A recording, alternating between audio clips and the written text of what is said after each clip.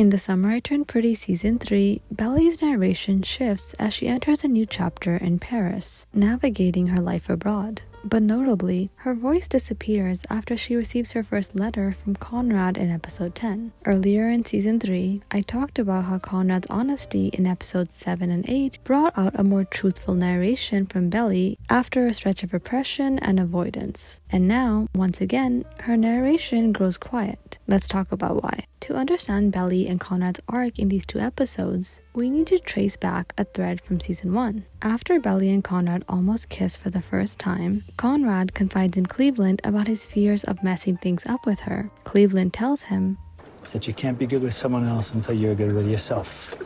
Back then, Conrad pulled away from Belly because he wasn't ready. He realized that he wasn't right with himself. But in season 3, after heeding Cleveland's advice, Conrad has done the work. He's ready for Belly. Belly, on the other hand, isn't ready for him. She's in the very place that Conrad was in season 1, not right with herself. In episode 9, Belly's narration begins outward, reflecting on the mess and the hurt she left behind. I just blew up my life and hurt everyone who has ever loved me. It's centered on the emotions of others, but by the end of the episode, after a day in Paris, it shifts inwards. I have no idea where I'm headed, what my future is, but I know this: rebuilding is always possible. This marks a move from centering others' emotions to reclaiming her own. When she was engaged to Jeremiah, Belly was performing, caught up in roles, appearances, and expectations. She was trying so hard to convince everyone, along with herself, that she knew what she wanted, that it was all decided. But in Paris, she begins peeling away that performance and moving back into a space of self-discovery. Even Belly chasing her backpack and engagement ring around Paris is symbolic. This episode, she chases a ring, a symbol of home and connection, only to reject it once she has it in her hands. When she chooses to stay in Paris, it's not just about physical distance from her past. It's about establishing an emotional distance as well. Episode 9 becomes a turning point.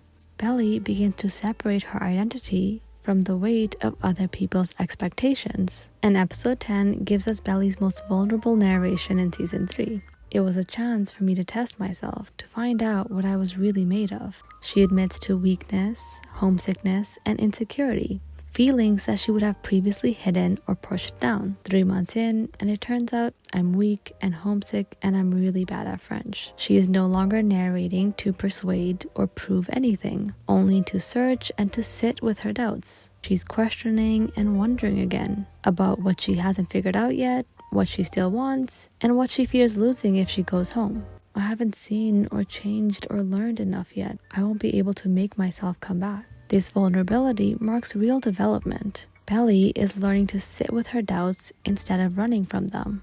And unlike before, nothing is decided. Even Benito, her new boyfriend, is kept at a distance. One of the most symbolic moments in episode 10 comes when Belly forgets the anniversary of Susanna's death. For someone whose grief once defined her, this forgetting shows healing and a departure from her old self. She hasn't erased Susanna, but she is no longer trapped in grief, particularly the grief that was the foundation in her relationship with Jeremiah. Instead, she is building forward, where her past selves don't dominate her every step.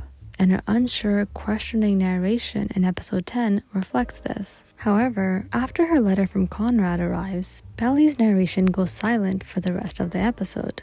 Conrad is also notably absent as a subject in her narration across both episodes, and his reappearance in her life quiets her voice altogether. When his letter appears, Belly's reaction is withheld. She doesn't tell anyone about the letters, and she doesn't narrate her feelings about them.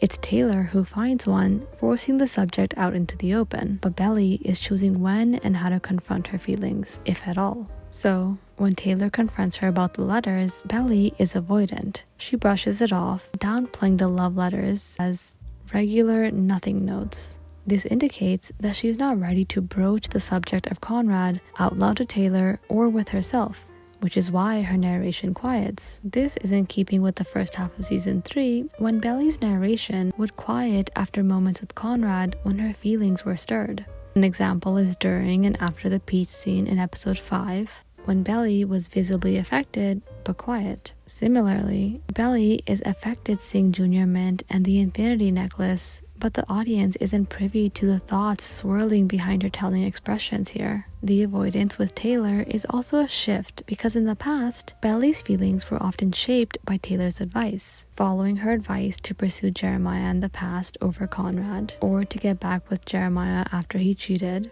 And even in this moment, her pursuit of Benito is sparked by Taylor's encouragement. But now, with Conrad, she keeps the letters and the emotions around them private. These letters remain hers alone to decipher, and she takes her time figuring out what they mean as she sorts through her own unresolved feelings. But the key here, she no longer needs or wants anyone to validate or define what those feelings mean for her. Yet, as I mentioned, Conrad does not appear in any of her narration.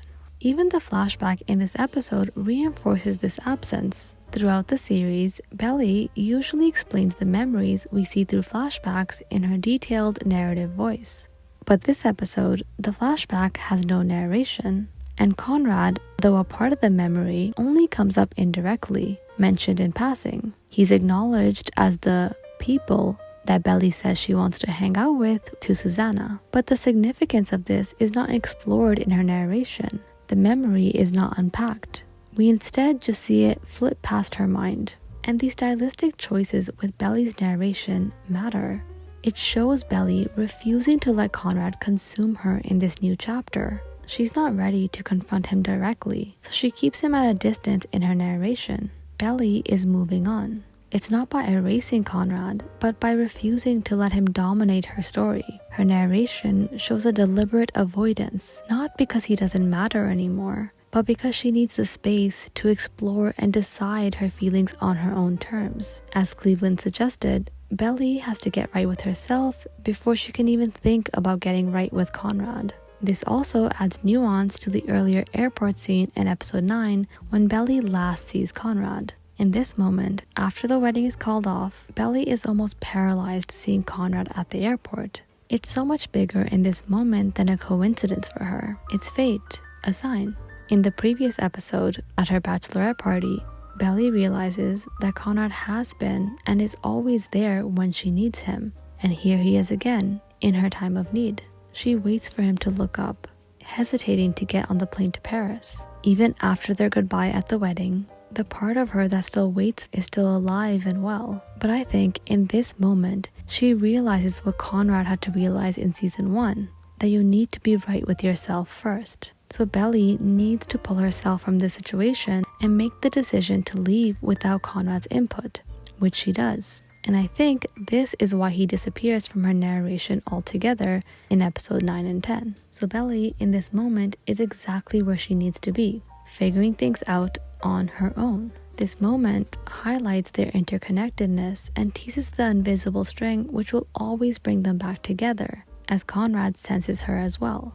But it doesn't give us that moment yet because Belly needs to grow, because the next time they come together, it can't be out of chance or weakness, but out of choice, signifying the inevitability of their bond but also its newfound strength when they find each other after they have both had a chance to find themselves. So jumping to the end of episode 10, Belly decides to stay in Paris longer, and she finally writes Conrad back. This showcases a point of internal clarity that Belly has reached about the letters and her feelings for Conrad, and she doesn't need to acknowledge them to anyone else in her life or the audience. She goes right to the source, signaling her growth. And we actually see the seeds of this in the previous scene. When Belly moves into her new apartment, she tells Benito that she wishes to sleep in her bed alone. I think this is a subtle reference to a book 3 moment when Jeremiah and Belly stay at the cousin's house, and Belly tells Jeremiah that she prefers to sleep in her own bed without him. At this point, the two of them are engaged, but her feelings for Conrad are creeping to the surface, slowly drawing cracks in Belly and Jeremiah's relationship. And the first one is her not wanting to share a bed. And history is repeating itself here with Benito. She's beginning to pull from him in this moment, the same way she did with Jeremiah, because of her creeping feelings for Conrad. So by this point in episode 10, Belly has opened her heart again for Conrad, and when we see her sit down to write the letter to Conrad, we can presume that Benito is out of the picture.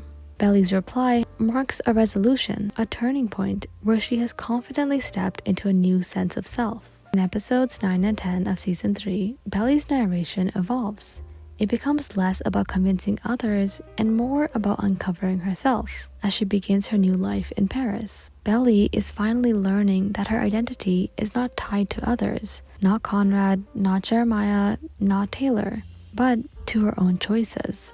In this, she begins to reclaim agency over her own feelings and relationships, and she's left to determine where she stands with Conrad at the end of it all. And I think, after shedding her need for external validation and uncovering her repressed feelings by the end of episode 10, we will see or hear Belly feeling right with herself in her narration for the finale. And we will see her on the path to finding her way back to Conrad, this time sure of who she is, who she's becoming, and what or who she wants. So that's all I have for today. Thank you so much for watching, and make sure to tune in next week for my analysis on the finale, and let me know in the comments if you're as excited for the finale as I am.